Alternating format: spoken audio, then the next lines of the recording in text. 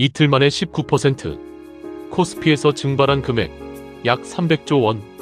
지금으로부터 정확히 1년 전 이야기입니다.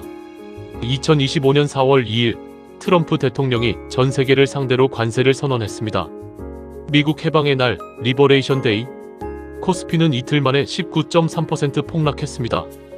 계좌에 1,000만 원이 있었다면 이틀 뒤 807만 원이 된 겁니다. 그날 많은 사람이 주식을 팔았습니다. 그리고 그때 판 사람과 버틴 사람의 결과는 완전히 달랐습니다. 잠시 뒤에 그 숫자를 보여드리겠습니다. 순서대로 보겠습니다. 4월 2일 트럼프 대통령이 전 세계 상대로 상호 관세를 발표합니다. 4월 3일 코스피 12% 급락. 사이드카, 서킷 브레이커가 발동됩니다. 전날과 합산하면 이틀간 19.3% 하락. 같은 시기 나스닥도 S&P 500도 폭락합니다. 코로나 이후 최악의 글로벌 증시 붕괴였습니다. 그런데 일주일 뒤 분위기가 바뀝니다. 4월 9일 트럼프 대통령이 중국을 제외한 국가의 90일간 관세 동결을 발표합니다. 그날 나스닥은 하루 만에 12% 폭등했습니다. 공포와 환희가 단 7일 사이에 교차한 겁니다. 더 중요한 건 그 이후입니다. 폭락 직후 공포에 팔았던 투자자들은 바닥 근처에서 손실을 확정했습니다. 반면 버틴 사람들은 어떻게 됐을까요? 코스피는 2025년 10월 처음으로 4,000선을 돌파합니다. 2026년 1월에는 장중 5,000선을 넘었습니다. 그리고 오늘 2026년 4월 현재 약 5,450 수준입니다. 폭락 시점과 비교하면 약 134% 상승. 그때 판 사람의 계좌와 버틴 사람의 계좌. 같은 돈, 같은 주식, 같은 시장인데 결과는 전혀 다릅니다. 감정이 아니라 데이터를 보겠습니다. JP모간 자산운용의 분석입니다. 2003년부터 2022년까지 20년간 S&P 500에 1만 달러를 넣어뒀다면 64,844달러가 됩니다. 그런데 그 20년 중 수익률이 가장 좋았던 단 10일을 놓쳤다면 29,708달러. 절반도 안 됩니다. 10일입니다. 20년 중 10일. 그리고 그 최고의 날들은 대부분 최악의 날 직후에 왔습니다.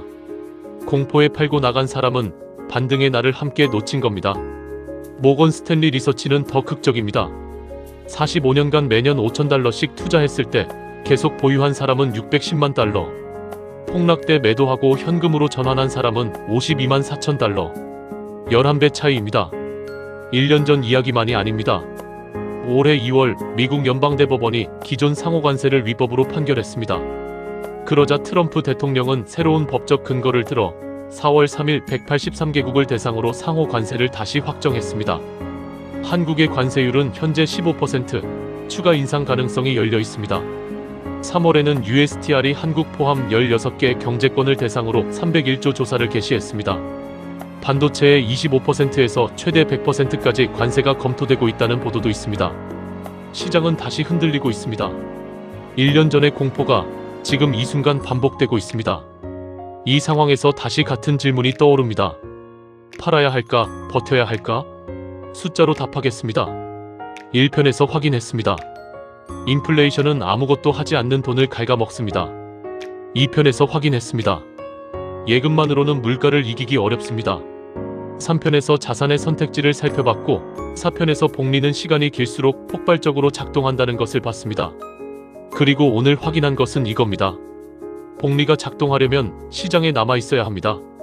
공포에 파는 순간 시간은 적이 됩니다. 버티는 순간 시간은 아군이 됩니다.